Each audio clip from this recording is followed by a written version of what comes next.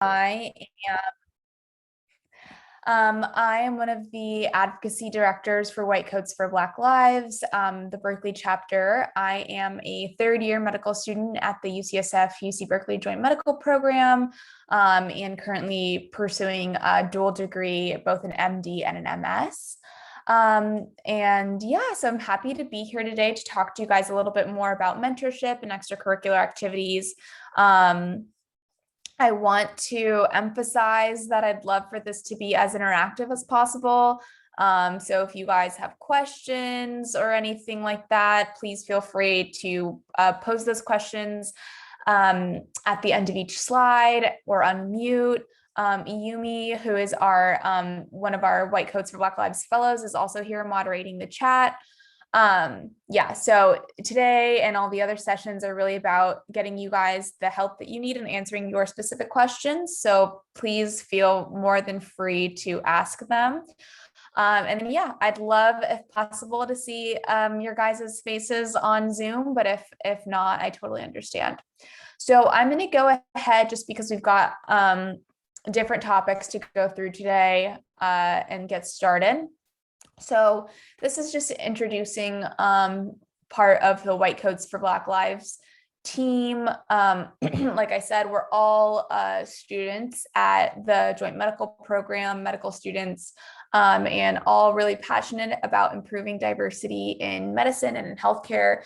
And so that's what's motivating us to do these seminar presentations. This is the rest of our team as well. Simhar is one of our fellows this semester, as well as Yumi and Tyree and Jasmine are other undergraduate intern fellows. To quickly go over the goals of our program, we want to improve pathway connections across the pre-medical track and improve the number of students who are underrepresented in medicine. All right. So we're going to go through the mentorship and extracurricular activities presentation today. I started off with an introduction, and this is the rest of the agenda.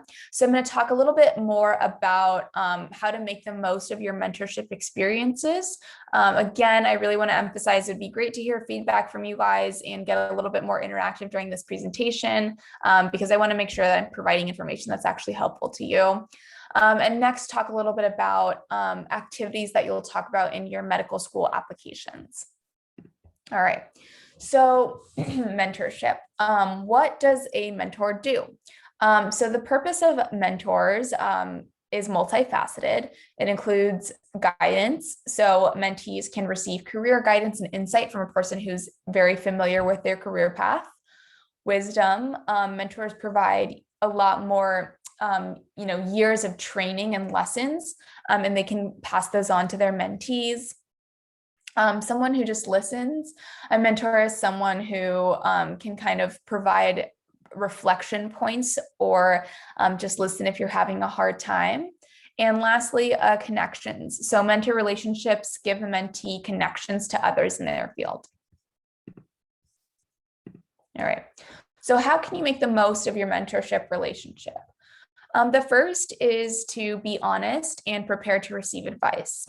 So you want to be straightforward with your mentor about what it is that you are hoping to gain out of the experience, why you sought them out as a mentor, and also explain any challenges that you're having, and then prepare to receive advice for them. So constructive advice is really helpful, and that's part of a good mentorship relationship.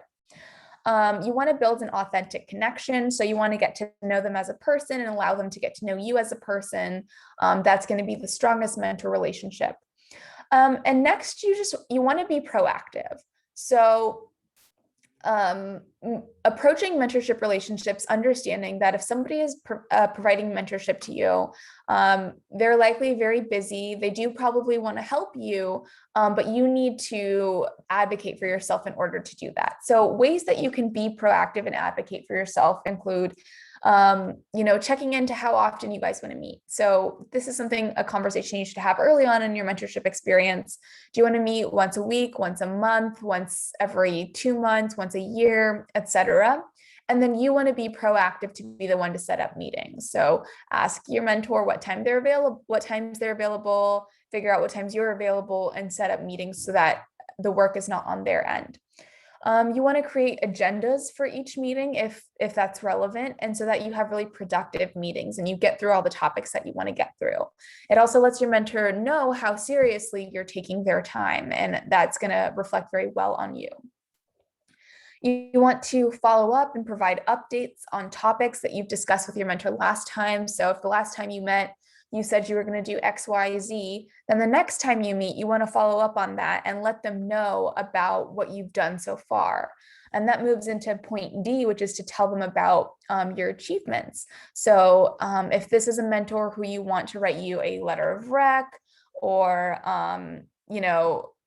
refer you to others in their field, you want to make sure that you're telling them about your own achievements and they know all that you've accomplished. And you also want to make sure that you're applying their advice. The last thing I didn't include here is to always be grateful and say thank you. A lot of mentorship experiences are unpaid volunteer experiences that people put upon themselves. And so it's really important that you're grateful and you express that to your mentor. All right. Next is advocating for yourself in mentorship relationships. So not all mentorship relationships are great. And the other thing to always note is that there is power differential in mentorship relationships. So that being said, you want to make sure that you are getting the best experience possible and advocating for yourself. One important tips to remember is that you can have different mentors for different purposes. So if you have a mentor that helps you with your writing, that's important, versus a mentor who helps you with your scientific research, that's important. So one mentor doesn't need to do everything. And if you have different niches that you can fill out for mentors for different areas, then that's really helpful and important too. Lastly, if you don't have to stick with every mentor that you are set up with. If you enter into a mentorship relationship and it's not working for you, then that's okay. You don't need to continue with that. And you need to make sure that you're doing what works for you and what's going to help you with your career and just your general self-improvement. And tips to finding new mentors is don't be afraid to reach out. Look for someone who works in an area of interest to you. So if you haven't been set up with a mentor and you want to find your own, then that's okay. But you want to find someone who actually matches what, experiences you've had or areas of interest. Otherwise, people might not understand why you want them to mentor you.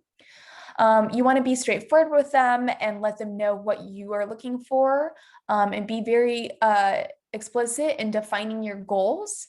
If they align with your mentor's goals or your mentor's interests, they may be more likely to mentor you. And lastly, again, you really want to connect with several people. While I don't advocate for collecting mentors and just getting as many as you can find, I do want you to look and see what the best match is for you, and don't feel stuck with one person if all your needs aren't met. So before we move on to the next topic, which is activities, I'd like to stop and reflect on what I talked about mentorship.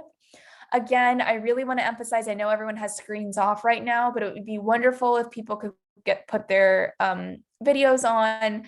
And again, if you guys have questions about mentorship, or if you have comments about good or bad relationships you've had with your mentors, please feel free to unmute and mention them or write them in the chat. Again, this presentation isn't for me to just tell you information, but for you to get the information that you need. So I assume you guys are all interested in this topic since you came to the seminar today. So please, let's take a couple minutes. And if you guys have any comments or questions, please let those be known.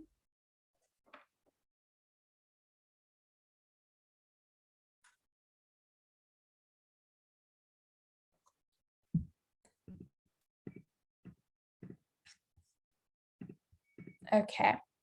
Um, I any, can, sorry, I was just going to chime in just with like a question for you. In your experience when you were an undergrad, did you find that, or I guess just in general preparing for medical school, did you find that your mentors are mostly like organically formed through like activities you were doing, or did you feel like you had to like seek people out in a more intentional way to be a mentor for you? yeah, that's an awesome question. And sorry, what's your name? I don't see it on your screen. Oh, it's Melat, Melat. Maylat. Okay, thanks so much, Maylat, for that question. I think that's a really good question. So, yes and no. Um, I personally feel like I didn't have enough or great mentorship relationships in college. And looking back, I think that that would have been really helpful.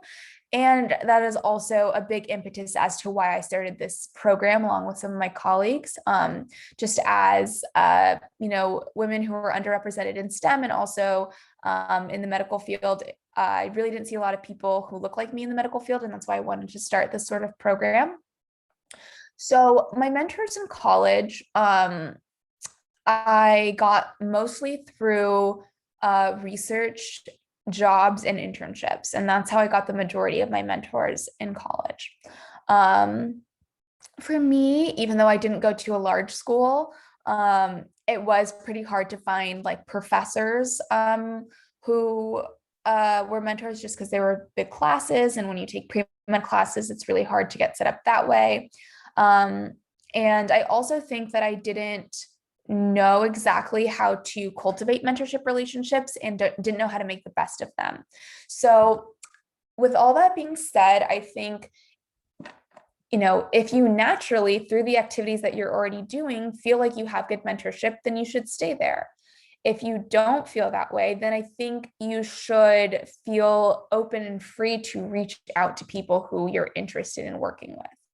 And the second part is not something I felt super comfortable doing as an undergrad. But I would really like to let you guys know, as undergrads or pre-meds just generally, that that's something that is totally okay to do. So I think advocating for yourself, and if there's people that are interesting to you and you would like them to mentor you, you can ask them. And the worst thing that they can say is no. And the best thing they could say is yes. And you could have a great mentor. And also, you don't need to do research or work for them to be your mentor. You can just say, hey, I'm really interested in what you've accomplished. That's really my career goals. I would love it if you would be open to mentoring me, and then you can see what they say from there. So I think, yeah, I would like to encourage undergrads to be a little bit more open to doing that, even though I personally felt it was like really scary when I was an undergrad. Does that answer your question? Yeah, thank you. Okay. Yeah, well, thank you so much for being brave and asking a question. I appreciate it. Do we have any other questions we want to address about mentoring? No? Okay. In that case, we will move on to the activities portion of the seminar. So I want to start with maybe taking about 3 to 4 minutes to do a free write where you can write about one of your most important extracurricular activities, which is what's one important way that you spend your time. And then in writing that, I'd like for you guys to think about the following questions. 1, what did you accomplish in this activity? 2, what does this activity show about your character or character development? And lastly, 3, how will this activity help you become a doctor and or go into the medical field if you don't want to go into medicine specifically, or the health field? So I know we put 10 minutes, that's a long time. So let's keep it around 3 to 4. Again, I really encourage you guys to do this activity. I really want you to make the most out of this session. So I hope everyone will do it and hopefully come back with some comments, or maybe if someone's open to sharing theirs, that would be wonderful. So I'll give you a couple minutes to work on that.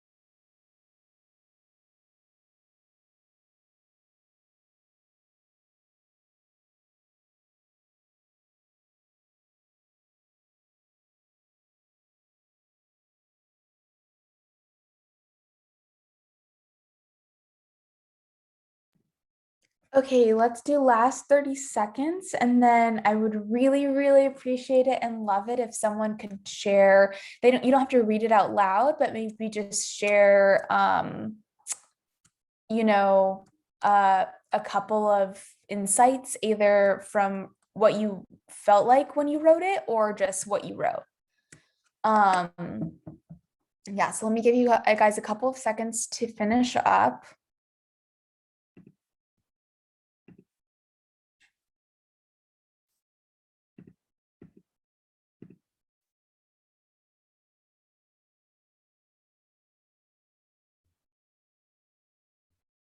Okay.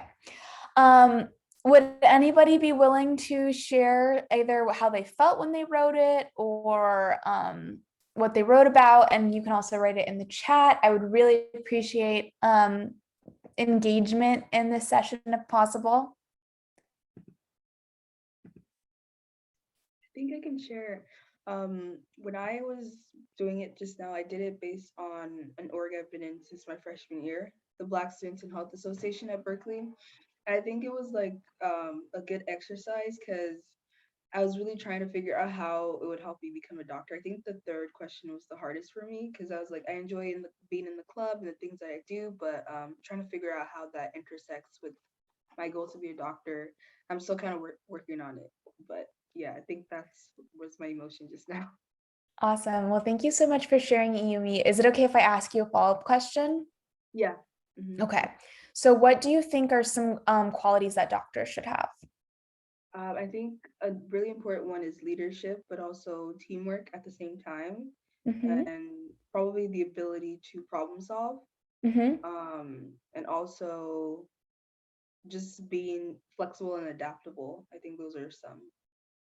Yeah, those are all kind of things that doctors need to be able to do. So, I mean, that covers a lot of things. And I'm sure, taking a step back and thinking about it that way, you can kind of identify. I'm sure there's lots of ways that in BHSA that you had to have teamwork and you also had to incorporate leadership. Does anyone have any other things that they want to share or adjectives that you think describe doctors? Someone did PM me on, and I can read it out loud. They Okay. said, "Hello, hello. I feel like personally, I had a hard time answering question 3 because I feel like I joined activities that I am passionate about, but it doesn't seem to have a clear connection to medical school." Yeah. And so I appreciate whoever wrote that and you, Yumi, because I think that this third question does actually pose a bit of a hardship. And I want to emphasize, just because you're not doing like research about something in medicine or something that's directly tied to healthcare in some way, there's so many things that can help you become a doctor. There's so many skills that you need to become a doctor. Some of the things that you mentioned, Yumi, were great. Leadership, teamwork, problem solving, working with people, communicating properly, taking initiative, um, exploration. Like if you do something creative, even if it's not, if it's artistic, if it's creative, you're exploring something new, you're creating something new. That's really important when you think about like doing medical research and having to think about new ways to approach issues or new ways to think about things. I personally taught a lot as an undergrad. So I was a tutor. I taught lots of different classes. I taught SAT classes. I taught bio classes. I taught ESL students. I taught in high schools, and teaching has always been something that's really important to me. And I thought maybe this isn't super relevant to becoming a doctor, but when you think about how important it is to learn how to communicate properly when you're teaching, or to, if someone's not understanding something, figuring out different ways to talk about that. Those are all things that you need to do with your patients. So, and I'm going to read out these, or I'm going to look at these comments in a second. But my point is that there's so many things that you need to be when you're a doctor. And I want to emphasize, you should absolutely do things that you're passionate about. and really think about this third question in more of an abstract way and in different ways. Let me just read through these comments quickly before we move on.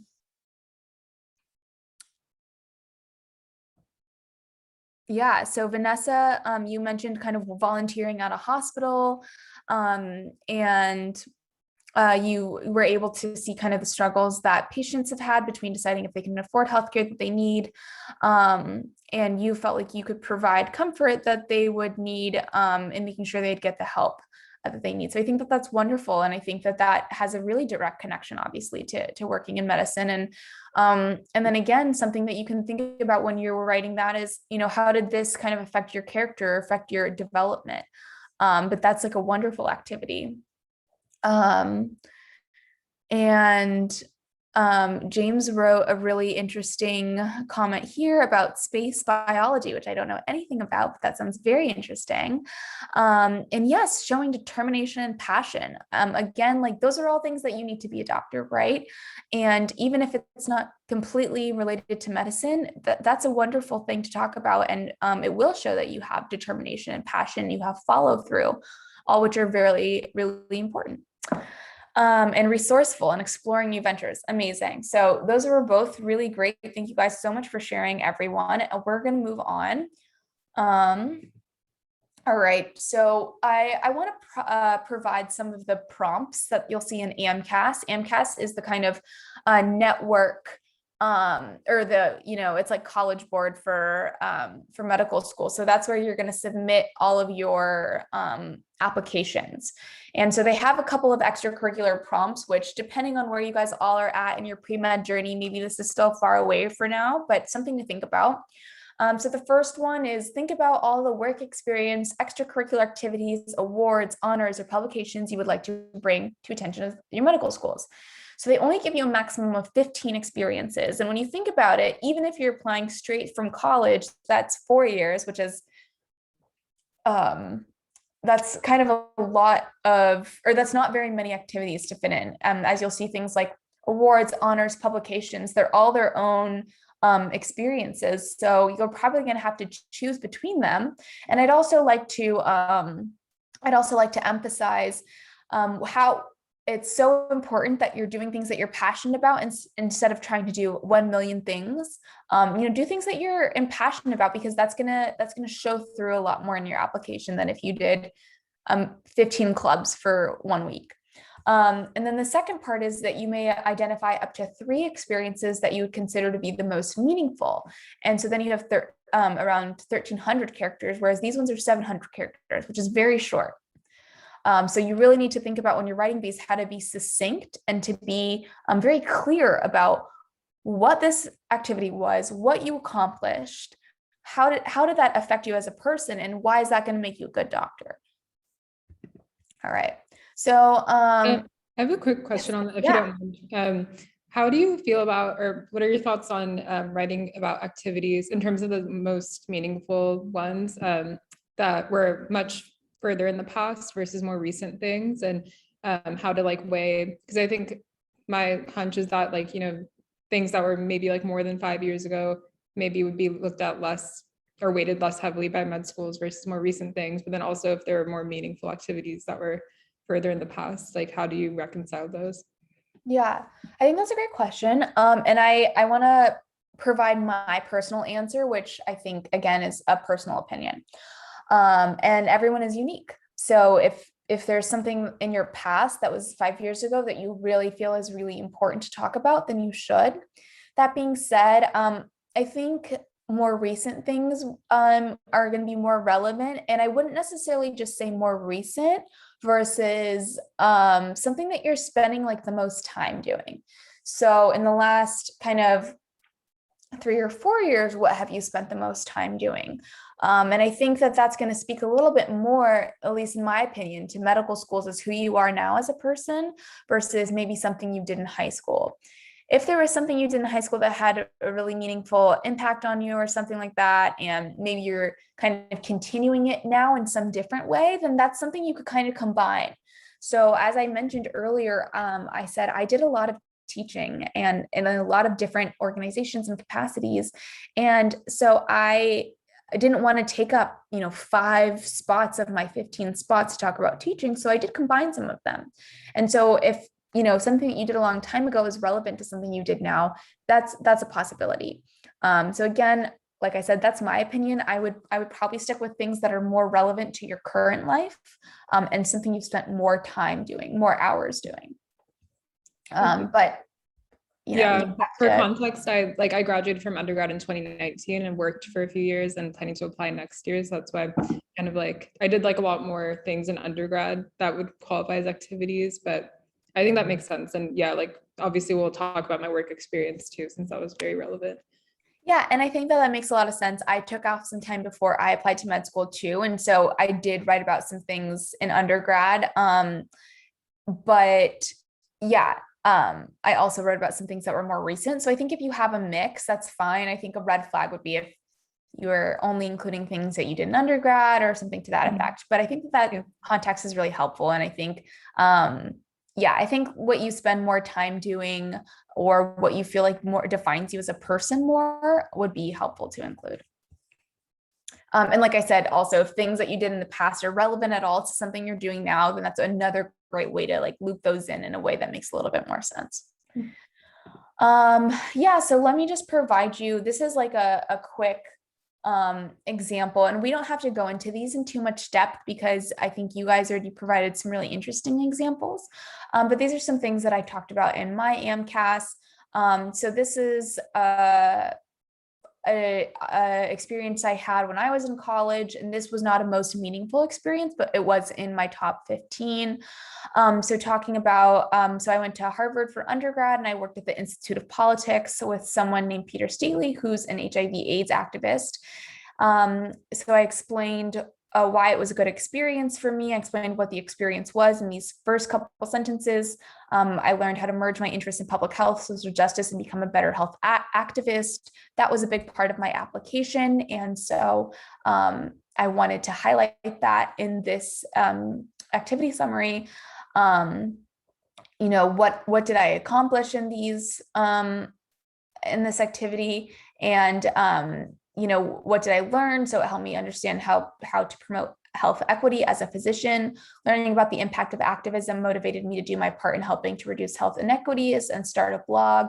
And then I'll talk about that in the next slide. But again, that kind of connected some of the activities that I did, and that makes my application on the whole look a little bit more cohesive. So I did do these different activities, but they're all kind of connected to this broader goal. And for me specifically, that was, to reduce health inequities and work towards social justice in medicine. And so, like I said, these are super short. So I really didn't get to say very much. And so that's why thinking about what is the main point that you want to get across, thinking about the major questions you want to answer is really important in doing these. So this is one of the most meaningful. So as you can see, it's slightly longer. So I talked about starting a blog. I started a blog called Healing Points, which is, oops, what am I doing? Which is, writing articles on the intersection of social justice and public health. Again, something I'm really interested about. I talked a little bit about why this was important for me, given my background and my identity, and what skills I used. So writing and editing pieces, what I learned from it. So I said here, writing and editing pieces for the blog has taught me much about social justice issues in healthcare and has given me a better sense of the role that physicians have in promoting health advocacy and reducing inequities in healthcare. Starting and managing my own blog has provided me with useful skills. And so now I talk about some skills that are totally relevant to skills I would need as a physician. Multitasking, leading a team, and learning how to write and edit concisely. I talk a little bit about some of my own responsibilities. And lastly, garnered practical skills along with knowledge and awareness that will allow me to be a socially conscious and action-driven physician. So I hope, and not that what I wrote is the most amazing thing in the world and what you guys should all strive for, but point being is that I hope it is kind of clear what are the main questions that you need to answer in these activities, and how short this is. So really wanting to be concise and be clear with why did you do this? What did you learn from it? And how is that going to be relevant to you as a physician? All right, let me stop there. Yes. Oh, great. Raised hand. Whoever raised their hand, if you want to unmute and ask me a question or a comment. Hi, I had a quick question. So how do you feel about in the extracurricular activity section, how do you feel about having a theme or all of your extracurricular activities sort of point towards one goal or one specific specialty? I'm interested in women's health, and so I try to get involved in the things that I'm passionate about in women's health, and I've seen that a lot of my activities sort of fall into this category relating to women's health. Do you think that strengthens my application, or if that hinders my application? Yeah. And so again, these are all my opinions. So I want to preface that. I think it's very natural that if you actually are passionate about something, that a lot of your activities will show that passion. So as you guys saw, both of those things that I talked about in my activities and a lot of the things that I talked about in my activities were all pretty related in terms of working in underserved communities for healthcare and improving social justice in medicine. And that's what I'm interested in, and that's what I'm still interested in. And so I'm going to do things that I'm interested in. And I think that shows that you're passionate about that. And, if you have, and like, I had one or two activities that maybe weren't related to that. And I think that's okay too. But I think overall in your application, I find that it's good to have some sort of theme. If that's forced for you, then don't do it. And I know everyone says, oh, just follow your passions, but I truly think that that's very good advice, because when you interview for medical schools or when you write an application and you're talking about things that you're not passionate about versus when you are talking about things you're passionate about, that's going to be very clear to whoever's interviewing you, whoever's talking to you, whoever's reading your application. So I personally find that as a strength. And ultimately, I think, if your application is super cohesive and is all kind of on one topic versus on different topics, I think your passion will shine through in the way that you speak about them. And I think that's going to be what's going to give you strength in your application. And I'm actually going to talk about that very topic next in terms of what I did for my activities. Before I do that, did anyone, and so thank you, sorry, I didn't get your name, whoever asked the question. My name is Anita. Thank you so much. Oh, Anita. Awesome. Thanks so much, Anita, for posing that question. Does anyone have any other questions about activities? We're going to talk a little bit more about them or writing about them. Okay. If you do have questions, feel free to put them in the chat as we move on to the next section. So let's go to the kind of last part of this presentation, then we'll hopefully have some time for Q&A if relevant. But yeah, so I just want to talk a little bit about what I did.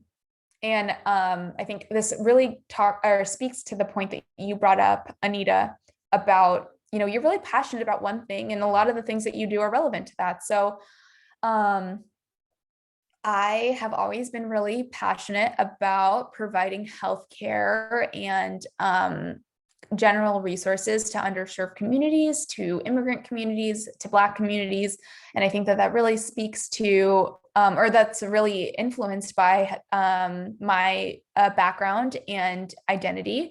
I come from, I'm first gen, I come from an immigrant family. I'm a Black woman in medicine. And so seeing kind of the health disparities around me in my own communities is what made me want to go into medicine to change that. And a lot of the activities and things that I pursued when I was in high school, college, and my gap years and in medical school are all kind of related to that. And again, I think that shows that this is actually something that I care about and something I'm going to continue to care about as I move further in my career. And let me add one more point to that point, Anita, is that if you're super passionate about women's health, and that's really clear, and then, you could say in your applications in other places, I'm very interested in your school because of XYZ opportunities that you guys have in women's health. And, schools are looking for people who's going to be the next leader in this area. And if you've been doing all this work into that, I think that again would make you a very interesting applicant. So again, I think the way that I build on my passions over time has highlighted how I can be a leader in social justice and medicine. So in high school, I worked with English as second language students and tutored them in STEM. In college, I did a number of different activities. The Cambridge Health Alliance was a group of clinics, like family clinics in the Cambridge, Boston area that primarily were for underserved communities. I did peer health exchange, which kind of combined my passion for teaching and also for health literacy. So I went into under-resourced high schools and taught health education there. I started my own blog, Healing Points, which I just talked about. So that was college. And my gap year, I worked as a research assistant at UCSF doing research. However, as I said, I was wanted to continue to show my commitment to underserved care. So I worked at Clinic by the Bay as a volunteer and worked it was a free clinic, and worked to help people become eligible to go to the free clinic. I continued working on my blog in my gap years. Lastly, now that I'm in medical school, obviously these are still things I'm passionate about. So I didn't just stop working in that field because I'm in medical school. And that's important. So I started White Coats for Black Lives along with 3 of my colleagues and started this mentorship program to improve diversity in medicine. Okay. So let me do this slide next. And so this is myths and facts regarding activities. And I just want to kind of dispel some kind of, I guess, myths or anxieties people may have. So, extracurriculars aren't as important as my grades and scores. So your grades and scores are really important, but so is pursuing your passions. And I think if you're someone who just gets, straight A's or gets really good scores, but you're not passionate about anything, you're not showing that you're passionate about stuff, you're not going to be an interesting applicant. You have to do some sort of wet lab or specific medical research. I think that that's another kind of myth regarding like pre-med experiences, that you have to get this certain lab experience. I don't think that that's necessary. A lot of people are in medical school without it. A lot of people are in medical school with it. I think you should do something that is in the health field that shows that you know what it means to be a doctor. But that can be a lot of different things. So it could be working with community health workers. It could be shadowing. It could be some sort of clinical experience. It could be a wet lab. It could be medical research. There's a lot of different things that you can do. So you want to show that you know what a doctor actually does and you're familiar with it, and you want to do that and you can explain why. But you don't need to fit into this mold of everyone does wet lab research, so I need to do wet lab research. You should do things that you're interested in. All of your extracurriculars have to be associated with health. No, they don't. As I said, it's great that you do have some experiences in the health field. However, they don't all need to be. And if there's something that you're passionate about that's not in the health field, I think that makes you interesting and shows that you're a whole person. Lastly, like activism and community organizing maybe don't count as extracurriculars. And I don't think that's true. I think if you've, headed a conference that's super interesting and you're interested and can talk about that, that's an extracurricular. If you work for an organization and do volunteer work that's out of the health field, you can talk about that, and that's great. So again, I want to emphasize that you don't need to fit a certain mold that all pre-meds are supposed to have these same extracurriculars. You should just do whatever it is that you're passionate about and be able to explain how that would make you a good doctor. And then facts, I think extracurriculars are very important. They give you an opportunity to stand out and show what your passions are. All pre-meds do not need to do the same thing. You need to do what you're passionate about. And the last thing that I haven't really talked about too much is show commitment. So it's super important that whatever you're doing, you're committed to it and you're showing that you're doing it because you care about it, not because you think it looks good. And so if that means more hours devoted to it, if that means you've done it, you've gotten, I don't know, publications, awards, etc. for it. that shows commitment and shows follow through. So I think whatever you do and whatever you talk about, you want to be very clear about it. Hi, there's a question that I was DM'd. Let me stop there for questions. Yeah, someone, can you hear me?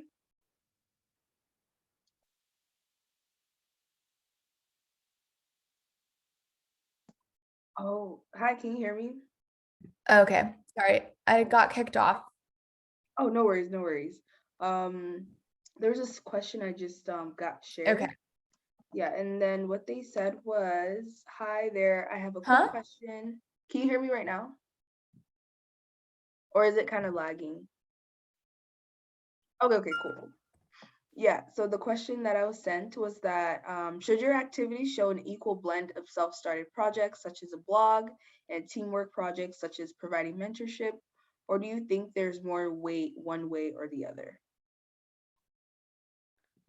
I personally don't think that there's more weight one way or the other. If you do have self-started projects, that's great. Not everyone does things like that, and I don't think that's super necessary. You do want to show that you're like a leader in some ways. So if you're doing extracurriculars and you don't feel like you're leading anything and you want to start your own project to show that you have those leadership capabilities, I think that that's important. So there's certain things that you want to get at in your extracurriculars. You want to show that you're a leader. You want to show what you've accomplished and that you can accomplish impressive things. And you want to show that what it takes to be a doctor and what it means to be a doctor. But I don't think that there's some like specific formula as to if you need to do this many amount of these things and this many amount of this things. Yeah.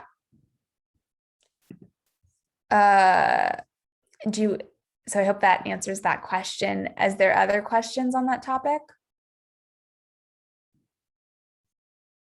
No, I haven't received any other questions, but feel free to unmute or put them in the chat. Okay. So let me get back to my last couple slides and then we'll open it up for Q&A. So you guys can see my screen okay, right? It's just my PowerPoint. Yeah. Okay. All right, so last slide is just about extracurriculars and COVID. I gave this presentation last year where this was a little bit more relevant, and now hopefully, fingers crossed that we continue to, get into a space in the pandemic where this isn't as relevant. But it is a little bit more difficult to engage in some of the typical extracurriculars, especially things like volunteering.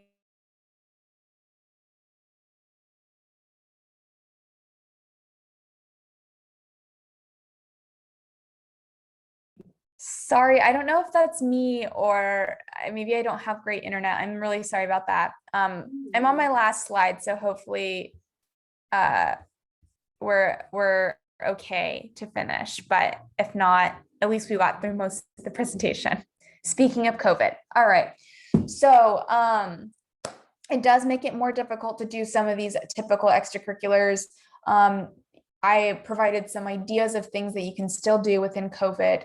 So volunteering at COVID testing or vaccination sites, unhoused population outreach, research. I think research and other things like that has become so much more accessible now because you can do it remotely. So even if there's researchers or people at other schools, maybe not your school, but maybe across the country or maybe wherever, you can start to engage in remote research and have a remote mentor and things like that.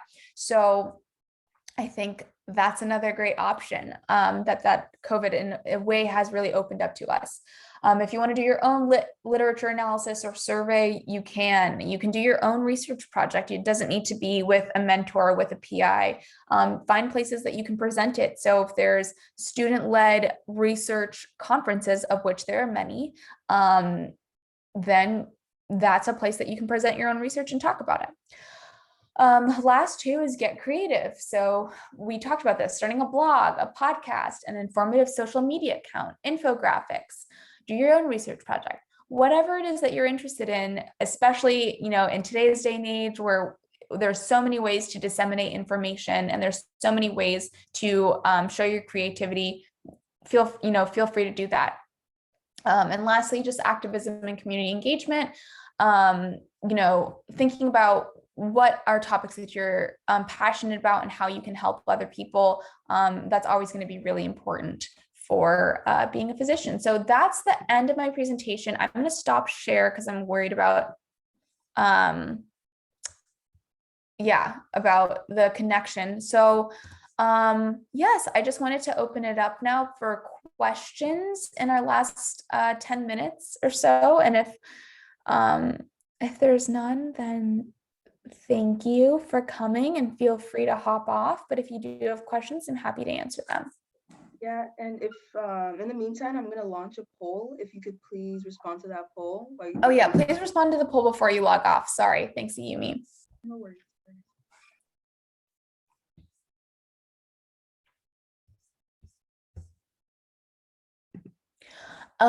In the meantime, yeah, does anyone have any questions for me or something that I can help answer or clear up?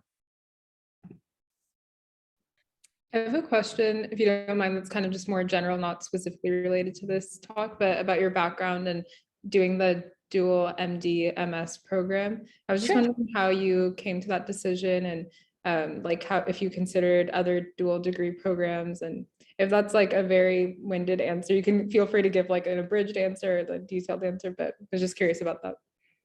Yeah, definitely. I think I did a lot of research in high school and college, which I didn't quite talk about in today's presentation, but I do have pretty extensive research background and was really interested in academic medicine and continuing research as a physician. So I wanted to get some background in things like epidemiology and biostatistics and things like that that you don't get to focus on as much in medical school.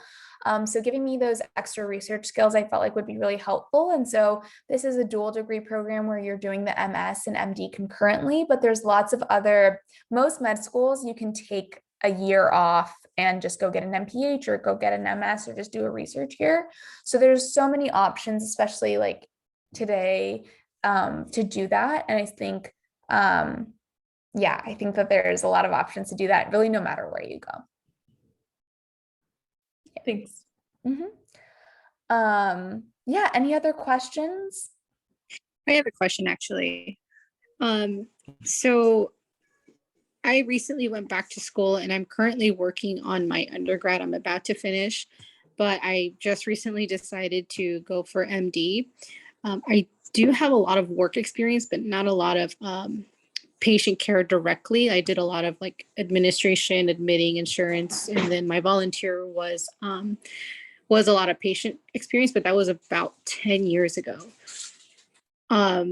It's been hard to find recent extracurriculars that would involve patient care. Do you have any advice and what you would recommend to do in that aspect?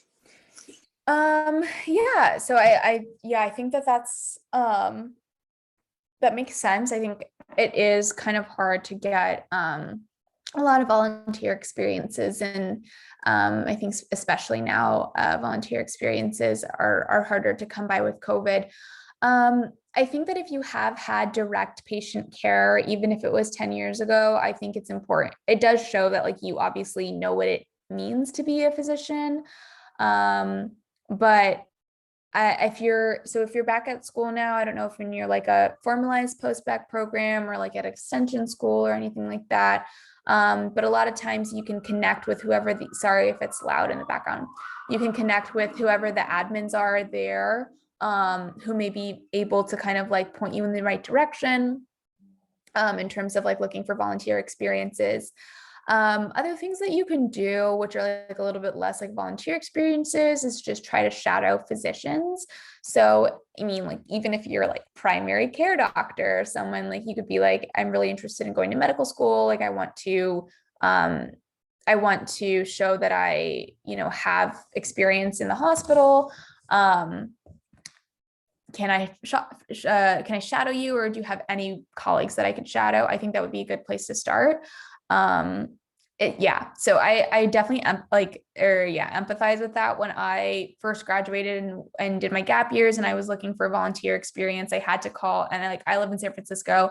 I had to call probably like 10 or 15 different clinics before I could find one that was like open and taking volunteers. So for whatever reason, it can be difficult to find those experiences. I do think that they're really helpful, but I think if you do have experiences in the past, that at least shows that you have familiarity with it. Thank you. Yeah. I got 2 questions DM to me. So someone asked, do medical schools accept remote research? They had never heard about this before. Yeah. So, I mean, remote research is just research. So besides wet lab research, like, the majority of other research is things that you're just going to be doing at home in your computer, or unless you're doing like community centered research, so you're out in the community. But yeah, I mean, most is. So for example, if I want to talk about my master's thesis is on assessing barriers to care for a population that has a specific dermatological disease, and that was done through an online survey. So that was all remote. So there's a lot of research opportunities that you don't need to be in person for, that are either online or literature search or doing some sort of data analysis. So medical schools accept that because that's a very valid form of research. Then one other question, they said, I don't know if this relates to anyone else, but I'm a new transfer student, so many of my extracurriculars took a pause when I moved over here. So I was wondering if this would be a disadvantage, and if so, how can I overcome it? Yeah, I don't think it's like a huge disadvantage, but I do think that it's complicated, and that's a little difficult because it doesn't necessarily give you the opportunity to have continuity that you would have if you stayed in one place. So I think the way that you would overcome it is to engage in similar types of extracurricular activities in your new location. I think transferring is totally like understandable that you can't continue things like if you're in a different location, and no one's going to hold that against you. And you don't need to do all the same things that you were doing, but I think again, you just want to continue that thread of, whatever it is you were doing. So, for example, earlier, women's health. So if you're really interested in that, and that's like your passion, and you did that at your old school, and now you're at your new school, if you continue that, something similar in that field, that shows that that's just an interest for you. Yeah. Any other last questions? Yumi, did you have any other questions from the chat? No. No more. Okay. Yeah. Any other last questions before we log off then? No.